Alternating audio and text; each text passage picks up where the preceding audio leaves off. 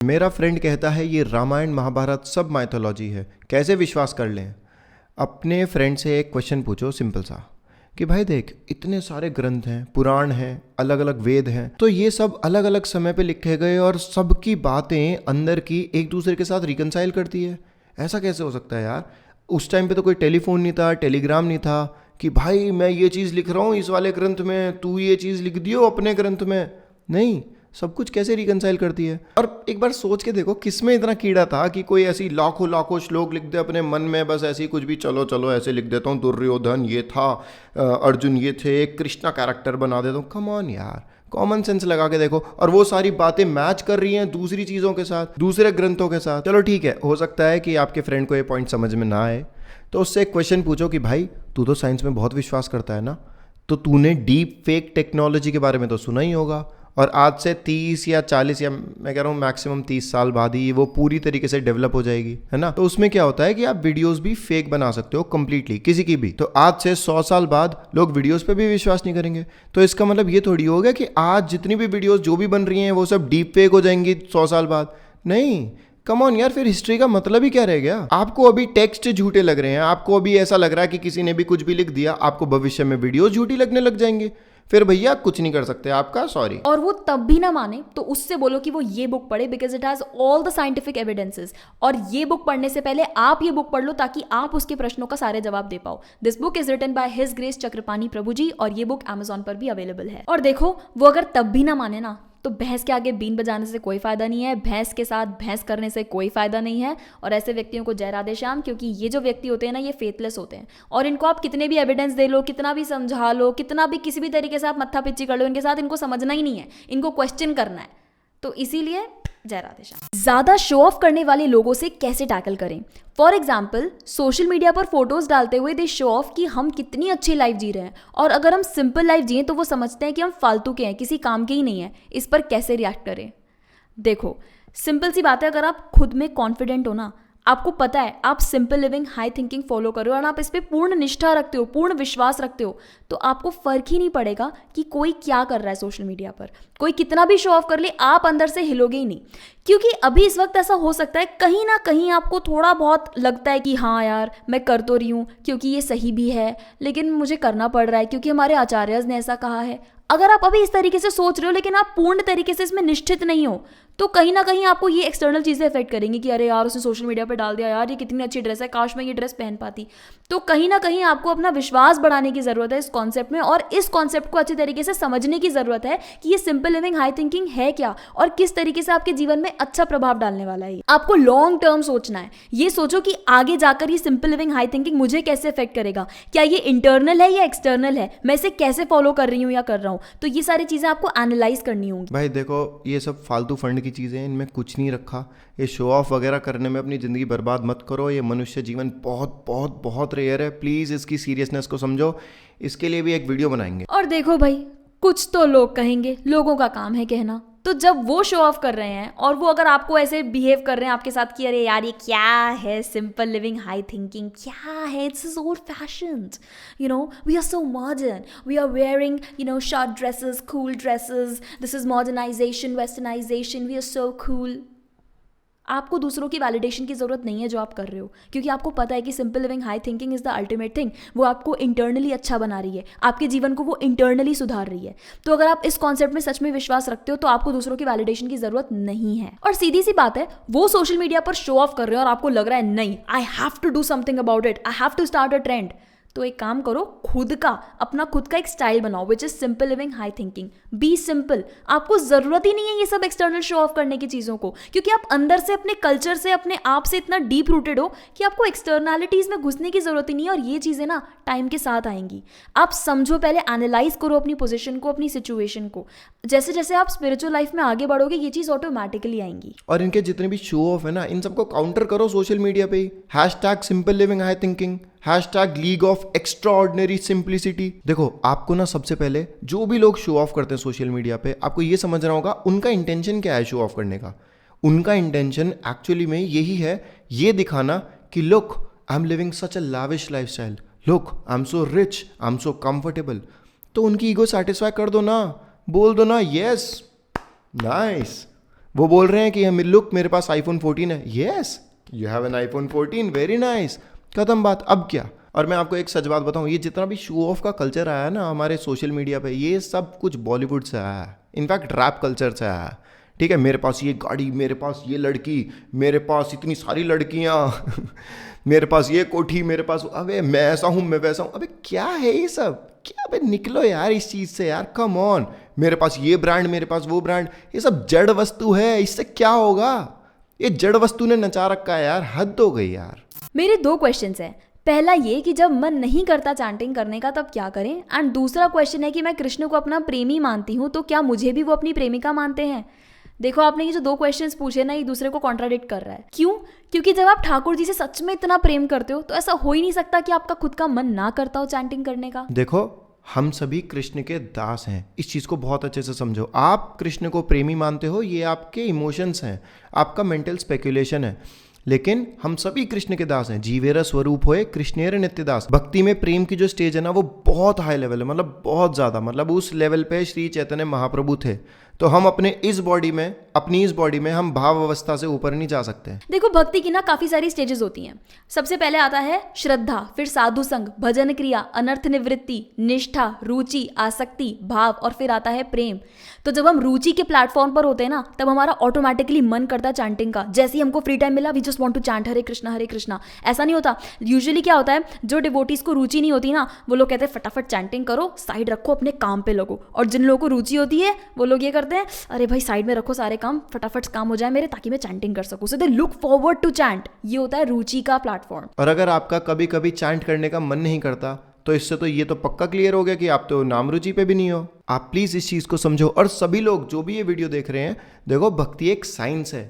यहाँ पर हमें सिद्धांत को समझना है, अच्छे से तत्व को समझना है। प्रीमेच्योरली जंप नहीं करनी है कि कृष्णा मेरे प्रेमी हैं, मैं उनकी प्रेमिका हूँ। ये सब हमारे इमोशंस हैं, ये सब मेंटल स्पेकुलेशन है। ऐसे हम कभी भी स्पिरिचुअल लाइफ में प्रोग्रेस नहीं कर पाएंगे, कभी नहीं कर पाएंगे। तो अभी आपको ये सारी स्टेजेस पर पहुंचना है और उसके बाद ही आप प्रेम पर पहुंच सकते हो। अभी प्रेम बहुत बहुत दूर की बात है। और अभी रागानुगा भक्ति, जिसे कहते हैं स्पॉन्टेनियस डिवोशनल सर्विस, उस पे पहुंचने पे बहुत बहुत टाइम, और इसीलिए अभी आपको साधना भक्ति प्रैक्टिस करनी है। स्पिरिचुअल लाइफ में आगे बढ़ने का पूरा प्रोसेस दे रखा है हमारे आचार्यज ने, पूरा सब कुछ अच्छे से। तो क्योंकि भक्ति एक साइंस है, तो इस साइंस को समझने की शुरुआत आप बियॉन्ड बर्थ एंड डेथ पढ़ के कर सकते हो।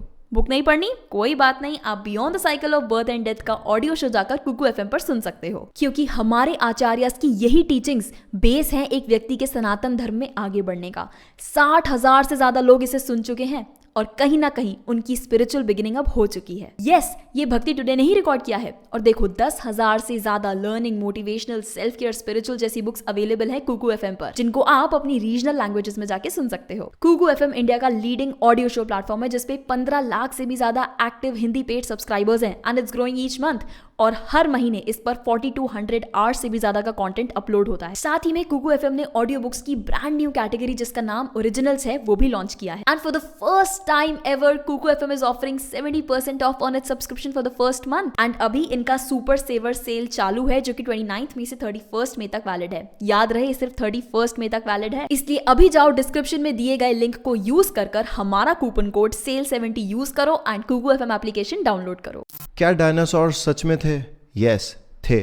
देखो, कलयुग का क्या सीन है कि जैसे जैसे समय बढ़ता जाएगा, वैसे वैसे ह्यूमंस की हाइट छोटी होती जाएगी, और ये जितने भी रेप्टाइल्स हैं ना, क्रोकोडाइल, सांप या फिर लिजर्ड्स, तो इनका साइज बड़ा होता जाएगा। तो हमें जितने भी अब ये बड़े बड़े रेप्टाइल्स की हड्डियां मिलती है ना, ये और कुछ नहीं, ये पिछले कलयुग के एंड में जो बड़े बड़े रेप्टाइल्स थे, छिपकली, क्रोकोडाइल, इन्हीं की हड्डियां हैं जो अब बरामद होती हैं। और अब इस कलयुग के एंड में जितने भी बड़े बड़े रेप्टाइल्स होंगे, उनकी हड्डियां अगले चतुर्युगों में बरामद होंगी।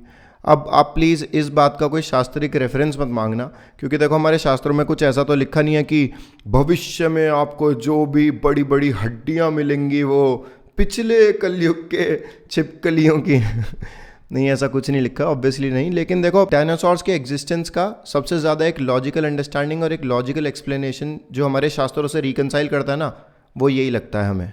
So the question is, scriptures को कैसे पढ़े, उसके श्लोक कैसे याद करें। सो मैं पर्सनली क्या फॉलो करती हूँ, मेरे रूम में एक बोर्ड लगा रखा है मैंने, notice board kind of a थिंगी। तो उसमें मैं क्या करती हूँ, जो भी मुझको श्लोक्स लर्न करने होते हैं ना, मैं उसको अब एक छोटे छोटे ऐसे चिट्स होती हैं उस पर लिख लेती हूँ विद मीनिंग ऑफ कोर्स, क्योंकि जब हम हर संस्कृत वर्ड का मीनिंग लर्न करते हुए श्लोक को याद करते हैं तो that becomes more meaningful and more easy for us to learn shloka. देखो, मैं आपके साथ अपना पर्सनल एक्सपीरियंस शेयर कर सकता हूँ। मैंने क्या किया, जब मुझे ब्रह्म संहिता लर्न करनी थी तो लॉकडाउन का टाइम था और मुझ में और प्रेम रूपा में घर के सारे काम डिवाइडेड थे, तो मेरे पास एक रिस्पॉन्सिबिलिटी थी बर्तन मांजना। तो मैंने क्या किया, बर्तन मांजते मांजते सिंक के सामने मैंने पूरी ब्रह्म संहिता चिपका दी, और बस जब बर्तन मांजता था तो चिंता मणि प्रकर सद्मशु कल्प वृक्ष, और ऐसी मतलब पूरी की पूरी ब्रह्म संहिता अच्छे से याद हो गई। जब हम रोज सुबह ठाकुर जी की सेवा करते हैं, कुछ श्लोक्स में उसमें डाल लेती हूँ। तो उसमें क्या होता है कि जब मुझे पता है कि भाई रोज मुझे ठाकुर जी की सेवा करनी है, तो उसमें मैं श्लोक्स बोलती हूँ जो मुझे लर्न करना है। तो उससे क्या होता है, रोज सेवा में भी वो श्लोक्स यूज हो जाते हैं, ठाकुर जी का ग्लोरिफिकेशन हो जाता है और श्लोक लर्न भी हो जाते हैं। So that ways you can easily learn shlokas. अच्छा, एक और बात, जितने भी ये संस्कृत श्लोक होते हैं ना, इन सबको लर्न करने का एक बहुत अच्छा फॉर्मूला होता है। मतलब बहुत सारे फॉर्मूले होते हैं, लेकिन उनमें से एक मैं आपके साथ शेयर कर रहा हूँ, उसे बोलते हैं क्रम पाठ। तो जैसे फॉर एग्जांपल आप ये जो श्लोक देख रहे हो अपनी स्क्रीन पर, ओम नमो भगवते वासुदेवाय नमः, तो इसी श्लोक को आप इस तरीके से रीड करो, इस फॉर्मूले के साथ रीड करो, ओम नमो भगवते वासुदेवाय नमः। इसी तरीके से किसी भी श्लोक को अगर आप इस फॉर्मूले के साथ रीड करोगे श्लोक को, तो आपको आसानी से बहुत जल्दी लर्न हो जाएगा। लास्ट में सबसे इंपॉर्टेंट बात देखो, जब हम सुबह हरे कृष्ण महामंत्र का जप करते हैं ना, तो होता क्या है, उससे हमारा जो अटेंशन स्पैन है ना वो बढ़ता है, हमारा जो फोकस है ना वो बढ़ता है। क्योंकि हो क्या रहा है, आजकल शॉर्ट्स और रील्स के ज़माने में ना सबका अटेंशन स्पैन कम होता जा रहा है, एकदम गिरता जा रहा है। मतलब लोगों को ना एंगेज रखने के लिए कुछ डिफरेंट करना पड़ता है, ये सिचुएशन होती जा रही है। इसीलिए आपको अपना अटेंशन स्पैन बढ़ाना है, और वो कैसे बढ़ेगा, हरे कृष्ण महामंत्र का जप करके। उससे हमारे अंदर पेशेंस भी बढ़ता है, फोकस भी बढ़ता है। तो इन चीज़ों का ध्यान रखो, और जब हमारे अंदर फोकस बढ़ेगा, हमारा अटेंशन स्पैन बढ़ेगा, तब हम श्लोक को मेमोराइज कर पाएंगे पेशेंस के साथ। आप धीरेन्द्र शास्त्री जी को तो जानते ही होंगे, क्या उनके पास सच में पावर्स हो सकती हैं?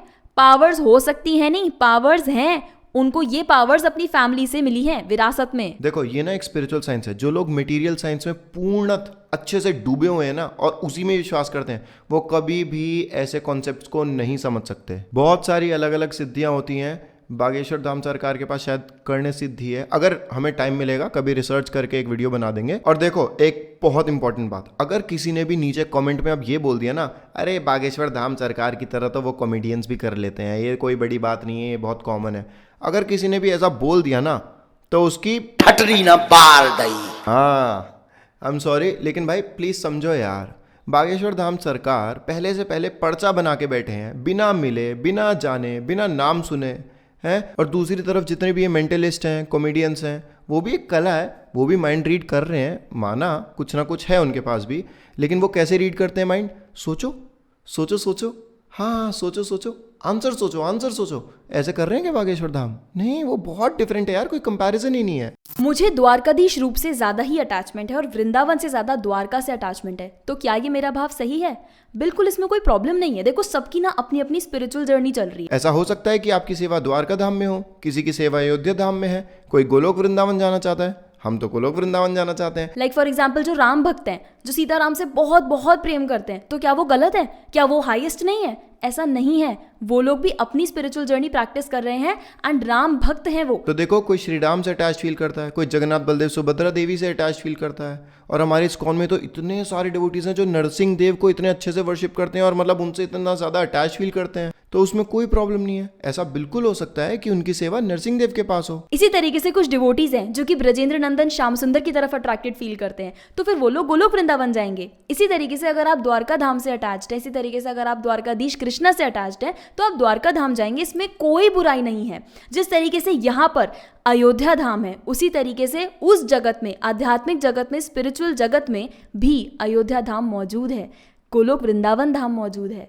और साथ ही साथ द्वारका धाम भी मौजूद है। तो आप कोशिश करें कि आप लाइक माइंडेड डिवोटीज के साथ एसोसिएट करें, जिनका मूड आपके मूड से सिमिलर है, जिससे कि आप सही तरीके की गाइडेंस पा पाएं और अपने गोल को अटेन कर पाएं। तो जैसे एक फिशरमैन होता है, और वो बड़ा सा जाल फेंकता है समुद्र में, और वो हर तरीके की जो मछली है वो उसके जाल में आने लगती है, चाहे वो बड़ी मछली हो, छोटी मछली हो, हर प्रकार की मछली। फिर उसको जो भी मछली चाहिए होती है वो रख लेता है, राइट।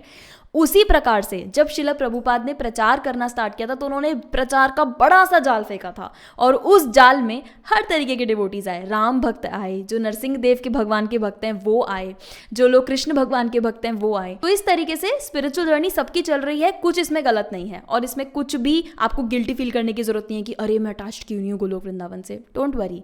पेरेंट्स अगर इस्कॉन टेम्पल में ना जाने दें या फिर वैष्णव डिवोटीज के साथ संग करने से साफ मना कर दें तो हम क्या करें?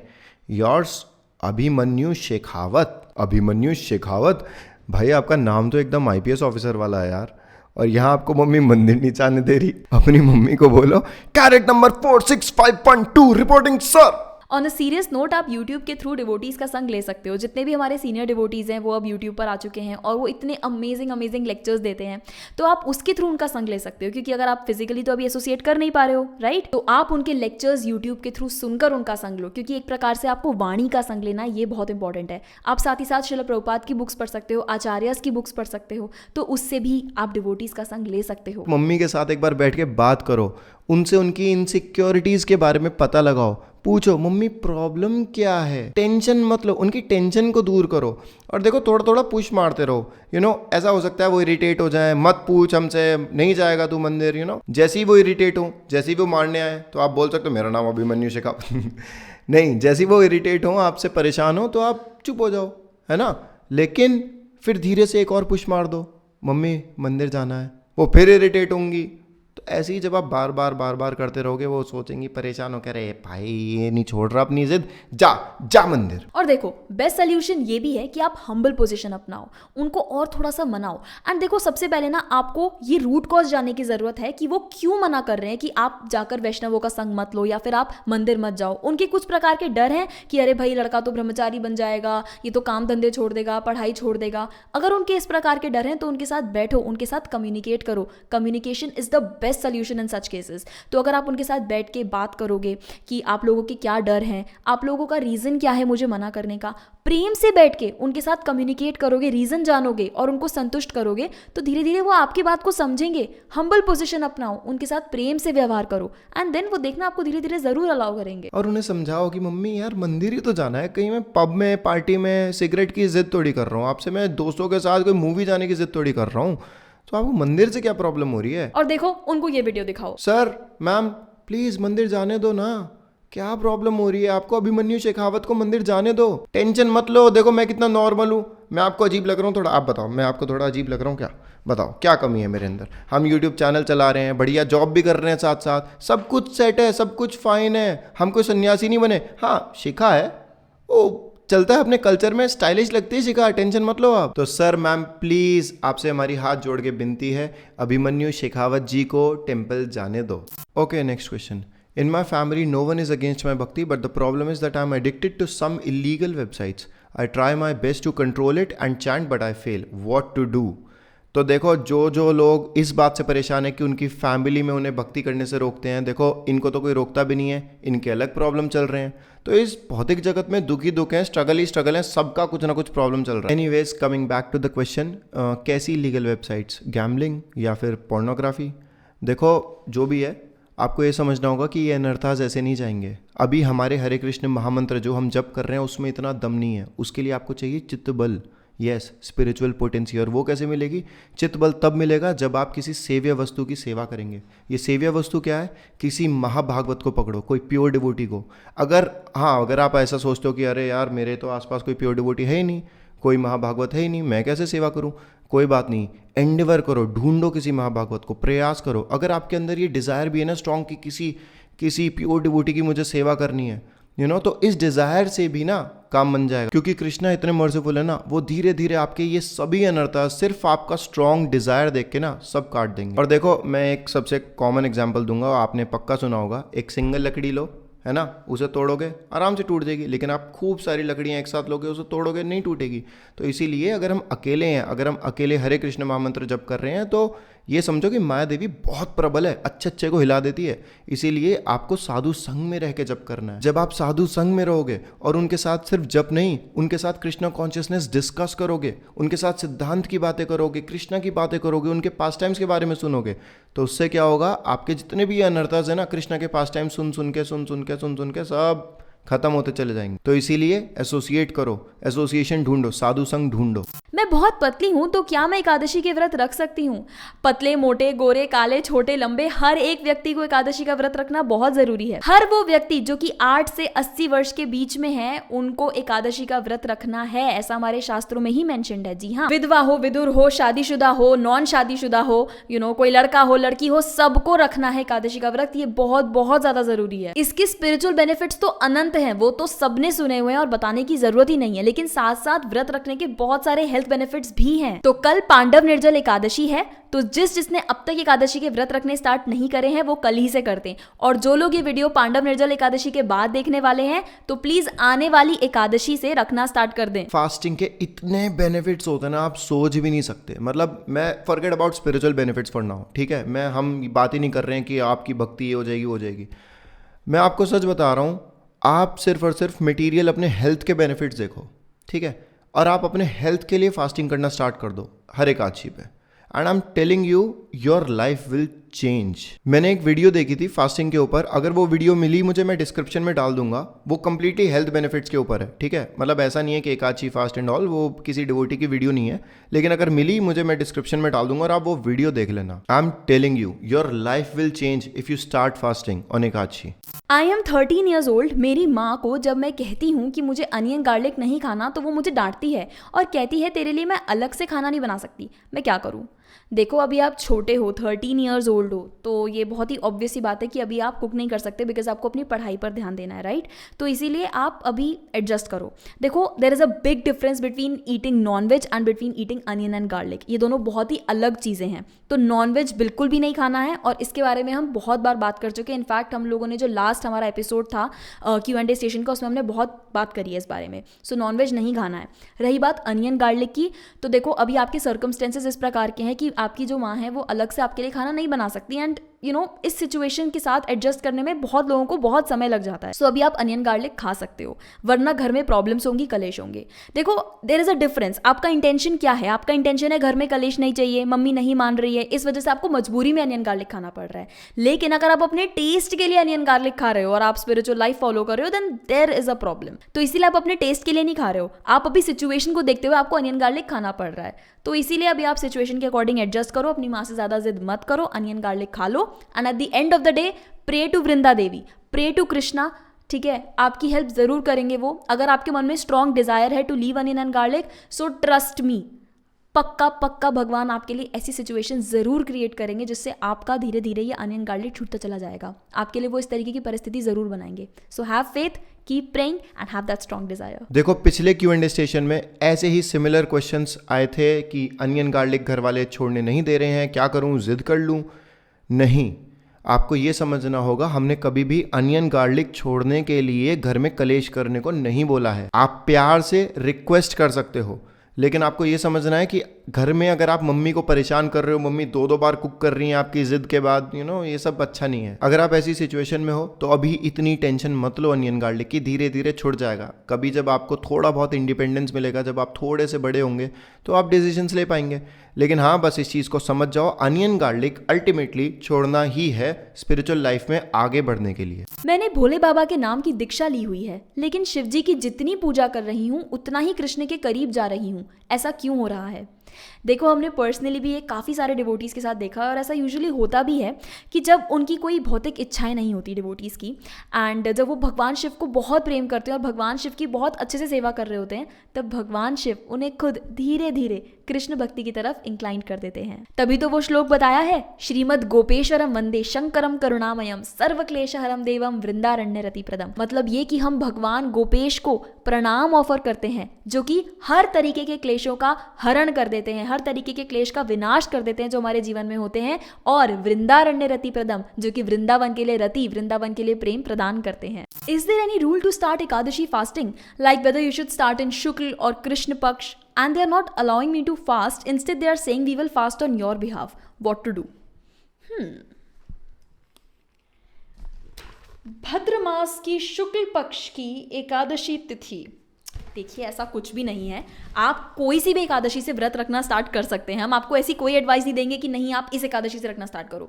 अब जैसे देखो, कल पांडव निर्जल एकादशी है, वो भी बहुत ऑस्पिशियस है। सारी एकादशी बहुत ऑस्पिशियस है अपने आप में, तो आप कल से व्रत रखना स्टार्ट कर सकते हो। और जो लोग ये वाली एकादशी मिस कर रहे हैं और हमारा वीडियो इस एकादशी के बाद देख रहे हैं, तो आप लोग प्लीज जो भी नेक्स्ट आने वाली एकादशी है तब से व्रत स्टार्ट कर दीजिए। कोई किसी के बिहाफ पे कुछ नहीं होता भैया। भक्ति में आपका भजन आपके साथ है, आपके अपराध आपके पाप आपके साथ हैं। आप जो अच्छे कर्म करोगे उनका पुण्य आपको मिलेगा, वो जो अच्छे कर्म करेंगे उनका पुण्य उन्हें मिलेगा। भले ही चाहे वो 2 दिन लगातार व्रत रख ले कि एक अपना एक आपका, नहीं, आपको व्रत रखना पड़ेगा। यहाँ पर 2 जिस्म एक जान वाला कोई कॉन्सेप्ट नहीं है। सब लोग अलग अलग जिस्में हैं, अलग अलग जाने हैं, अलग अलग जिस्मों में। तो इसीलिए सबके कर्म अपने साथ हैं, सबके प्रारब्ध अपने साथ हैं, सबके सुकृति अपने साथ है, सबके पुण्य कर्म उनके साथ है। तो इसीलिए आपके जो पेरेंट्स हैं वो अपने लिए एकादशी का व्रत रखेंगे और आप अपने लिए खुद के लिए एकादशी का व्रत रखोगे।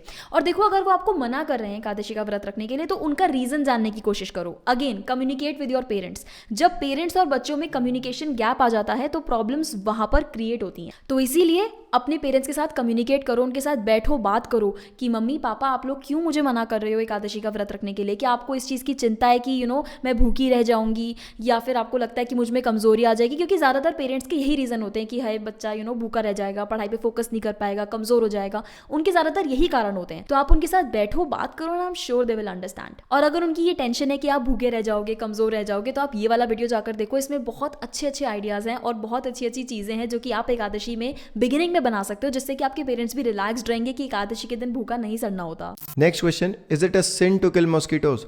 देखो, if you are killing them unnecessarily then it's a sin. ये भी एक जीव हत्या ही है। अगर आप रैकेट लेके ज़बरदस्ती लगे पड़े हो, खटाक खटाक खटाक खटाक। इनफैक्ट मुझे आज भी याद है, जब हम पहले बचपन में शाम को खेलते थे तो सिर के ऊपर बहुत सारे मच्छर इकट्ठा हो जाते थे और हम मज़े से पूरा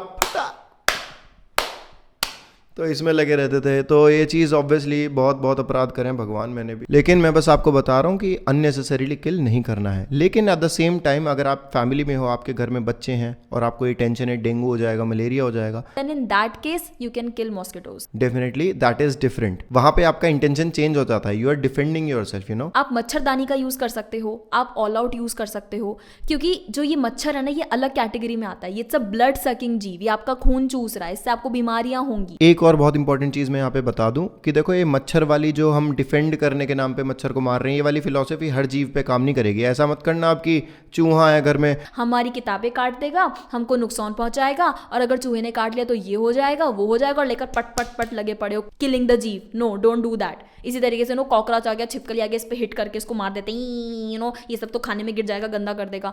ऐसे अननेसेसरी फालतू के लॉजिक नहीं लगाने हैं। आप इन सबको नहीं मार सकते। अगर आप इन सबको मारोगे, कॉकरोच को भी अगर आप इन सबको मारोगे, देन देखो इट्स अ सिन कंप्लीटली। देखो, इट्स आवर फॉल्ट कि हमने घर में इतनी गंदगी इकट्ठी होने दी कि ऐसे जीव जंतु हमारे घर में आ रहे हैं और फिर किचन में घुस रहे हैं, भगवान का भोग बनाने में प्रॉब्लम हो रही है। लेकिन इन एनी सिचुएशन हम इन जीवों को नहीं मार सकते।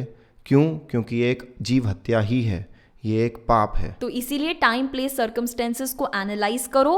थोड़ा सा हमको अपनी कॉमन सेंस लगानी है और जीव हत्या से भी बचना है और उस तरीके से एक्ट करना है। आप नीचे कमेंट सेक्शन में अपने क्वेश्चंस डाल सकते हैं और हम उन क्वेश्चंस को पिक करके अपनी लिस्ट में डालेंगे और आगे के Q&A स्टेशन के पार्ट्स में उन क्वेश्चन के आंसर्स लेकर आएंगे। लेकिन भाई, लास्ट में एकदम मन की बात करनी है मुझे, मोदी जी की तरह।